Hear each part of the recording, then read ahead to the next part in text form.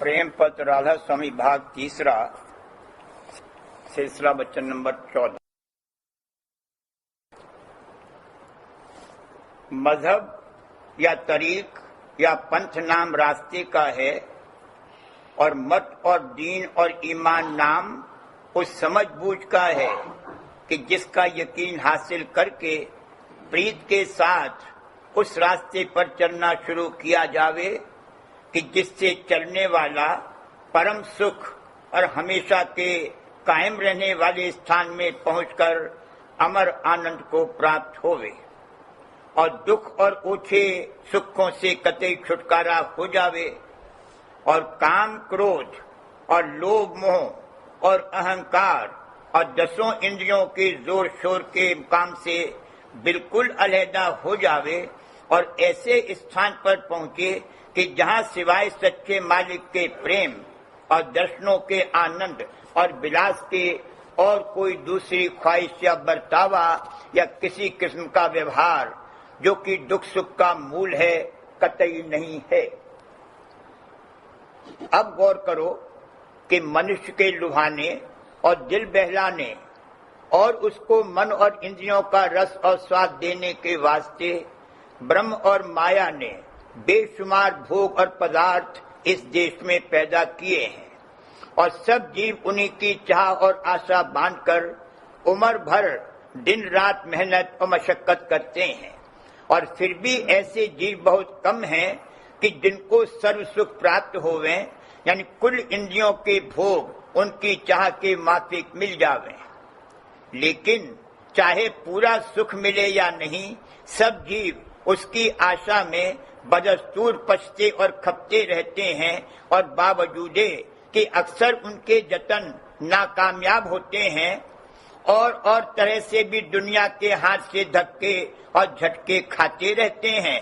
फिर भी नई नई चाह और आशा उठाकर अपनी कार्रवाई से बाज नहीं आते, चाहे वह आशा पूरी होवे या नहीं। बड़े अफसोस का मुकाम है कि सब जीव अपनी मामूली अकल और अपनी जाहिरी आंखों से देखते और समझते हैं कि बड़े और छोटे आदमी और सब सामान इस दुनिया का गुजरता चला जाता है, यानी उनका भाव और अभाव, हस्ती और निस्ती बराबर जारी है और एक दिन अपने को भी इस देश और उसके सामान और खुद अपनी देह को छोड़कर जाना है। फिर भारी ताज्जुब और अचरज ये होता है कि जरा से सफर को जब जाते हैं तो हर तरह का बंदोबस्त अपने सुख और आराम का करते हैं और इस भारी सफर का कि जहां से फिर लौटना नहीं होगा, कोई जतन अपने आराम के वास्ते दुरुस्ती के साथ नहीं करते। और इस जिंदगी में हर एक शख्स, अमीर और गरीब, अनेक तरह के रोग और शोक और क्लेश और तकलीफ सहते हैं और जो जतन के उनके दूर करने का करते हैं उनमें से अक्सर कुछ फायदा नहीं देते, यानी उनसे किसी तरह का बचाव दुख और तकलीफ का नहीं होता।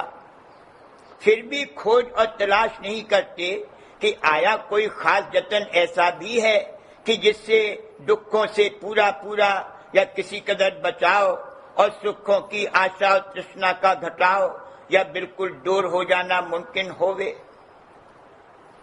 इन बातों का थोड़ा बहुत इलाज और जतन और सबब और फायदा हर एक मजहब में बयान किया है, पर न तो कोई उस जतन को विधि पूर्वक करता है और न उसकी कार्रवाई की विधि अच्छी तरह से जानता है और न कोई उसका समझाने वाला हर एक मजहब में और हर जगह मिल सकता है। बल्कि जो पेशवा और आचार्य अपने वक्त के हर मजहब में होते आए हैं, वे खुद इन बातों से जैसा कि चाहिए वैसे वाकिफकार न थे और न हैं। और जो कि ये बातें अक्सर करके इशारे में बयान की हैं, इस वास्ते सिवाय अभ्यासियों के आम जीव उनको किताबें पढ़कर दरियाफ्त नहीं कर सकते। और पहले तो ऐसा हाल है कि वो जतन और जुगत कि जो थोड़ा बहुत असर और फायदा दिखलावे उसकी विधि किसी मजहब में पाई नहीं जाती। फिर जीवों को कहां से और कैसे मालूम होगा? और दूसरे, सब जीव आमतौर पर मजहब की तरफ से ऐसे बेपरवाह हैं कि न तो किसी के दिल में खोज उन बातों का है, और जो कोई बतावे तो कोई चित्त देकर सुनना भी नहीं चाहता, और न उसके फायदे और असर की परख या जांच करनी मंजूर है। सिर्फ पुरानी रस्म और चाल और सीखों में, जो कि बुजुर्गों के वक्त से जारी हैं, बगैर सोचने और विचारने उनकी असलियत और कैफियत और नफा और नुकसान के जाहिरी तौर पर बर्ताव कर रहे हैं और इसी को परमार्थ समझते हैं। यानी इन्हीं कामों से अपनी मुक्ति या उद्धार की बाद मरने की आशा बांधकर बेफिक्र हो रहे हैं। और इतना गौर और ख्याल आम तौर पर किसी को भी नहीं है कि इस बात की जांच करें कि आया उन कामों से जीते जी भी कुछ फायदा कि जिससे आइंदा मुक्ति का सबूत या यकीन होता है कि नहीं। अब समझना चाहिए कि असल में शुरुआत मजहबों की किस तरह पर हुई और उनसे क्या मतलब और फायदा मंजूर था। सो संतों के वचनों से जाहिर होता है कि दुनिया में सब जीव आमतौर पर मन और इंद्रियों के भोग और सुखों की प्राप्ति के लिए देखा देखी और सुना सुनी के माफिक जतन करने लगे और हर एक मामले में ज्यादा से ज्यादा आशा और तृष्णा बढ़ाते गए कि जिसके सबब से ज्यादा मेहनत उनको करनी पड़ी, चाहे वह आशा पूरी हुई या नहीं। और इस सबब से दुख सुख भोगते रहे और रोग शोक और तकलीफ वगैरह के दूर करने के लिए भी जो जतन की उनको आमतौर पर जीवों की कार्रवाई देखकर मालूम हुए करने लगे। पर जब उनसे कुछ फायदा न हुआ तब दुखी रहे और कोई उनकी मदद न कर सका और मौत के वक्त तो कतई किसी का जतन पेश न गया और वो भारी दुख सबको भोगना पड़ा और आइंदा की हालत से सबको बेखबरी रही कि आया दुख मिलेगा या सुख। जीवों की ऐसी हालत देखकर, यानी इन तीन किस्मों के दुखों में जिनका जिक्र ऊपर हुआ, उनका कोई सहाय या मददगार न देखकर वक्त वक्त के महात्मा और बुद्धिमानों ने और कभी परमेश्वर या ब्रह्म ने आप अवतार धरकर या अपनी कला भेजकर ऐसी समझ सुनाई या जुगत बताई कि जिससे इन तीनों किस्म के दुखों की हालतों में थोड़ा बहुत जीवों को सहारा या मदद मिले। और ये समझ और जुगत हर एक ने अपनी अपनी पहुंच और वाकिफकारी और बुद्धि की ताकत के माफिक बताई और किताबों में लिखी। लेकिन हर एक समय के लोगों की समझ और कहन में थोड़ा बहुत फेर और इत्तिफाक होता गया और फिर जीवों की समझ के माफिक जिनकी हिदायत के वास्ते वे किताबें बनाई गईं, हर वक्त में कमी बेशी और इख्तिलाफ बढ़ता गया कि जिसके सबब से हर मजहब या गिरोह में बहुत से फिरके होते गए और असली मतलब कि जो उन किताबों के जारी करने का था दिन दिन गुम और गुप्त होता गया। खुलासा यह कि जिस किसी ने जो समझ सुनाई या जुगत बताई वे सब टटोलवा चले, यानी नतीजे से सबक को ढूंढते रहे और जिस कदर की उनको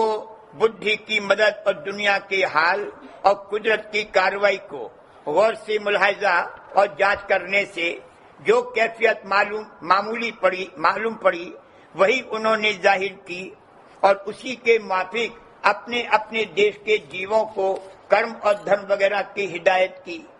और जब तक कि आम जीव नादान और बेपरवाह रहे, उन्होंने उनके वचन को दुरुस्ती से माना और उसके माफिक जिस कदर बन सका जाहिरी कार्रवाई की। और जब उनमें से बाजों की बुद्धि जागी या विद्या पढ़कर थोड़ी बहुत समझ आई और विचार उत्पन्न हुआ, तब वे पिछले महात्माओं और बुद्धिवानों और कलाधारियों के वचनों में इख्तिलाफ और हेरफेर देखकर उनकी जांच और तौल करने लगे और कसरे निकालकर उनकी कार्रवाई में अदल बदल कर दिया या नई समझ और नई कार्रवाई जारी करी। और इख्तिलाफ के सबब से हर फिरके में आपस में लड़ाई और झगड़े होने लगे और एक मजहब वाला दूसरे पर या एक ही मजहब वाले अपने मुख्तलिफ फरीकों पर तान और तंज करने लगे और गलतियां और कसरे निकालकर एक दूसरे को झूठा या ऊंचा बताने लगा और इस तरह से असल मतलब गुम हो गया और जाहिरी और दिखावे और हिरसा हिरसी की कार्रवाई बढ़ती गई। जो समझौती या मत की अवतारों या कलाधारियों ने जारी किए उनमें धर्म यानी इखलाक की बातें और रस्में थोड़ी बहुत यकसा थी, लेकिन जो जुगत उन्होंने बताई वो निहायत कठिन और खतरनाक थी कि जिसकी कार्रवाई आमतौर पर जीवों से बननी नामुमकिन मालूम हुई। वो सिर्फ लिखने और पढ़ने के वास्ते थी और अमल दरामद उसका आमतौर पर जारी नहीं हुआ और बाजों ने वो जुगत ऐसे मुअम्मे और इशारों में लिखी कि वह आम जीवों की समझ में ना आई और न उसकी कार्रवाई जारी हुई। सिर्फ जाहिरी रस्मों और कार्रवाइयों में कि जिनमें असली मतलब और फायदा बहुत कम था, सब जीव अटक गए और उन्हीं की टेकें बांधकर एक दूसरे से जिद और तकरार करने लगे और दुखों के दूर करने या उनमें सहायता और मदद की प्राप्ति का ख्याल किसी को नहीं रहा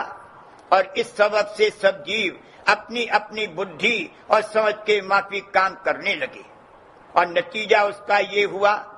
कि बहुत कम जीव ऊंचे यानी सुख स्थान में जैसे स्वर्ग और वैकुंठ या बहिष्ठ या ऊंचे लोकों में पहुंचे और बाकी कसरत से नीचे के लोक और नरकों वगैरह में यानी 84 योनियों में भरमे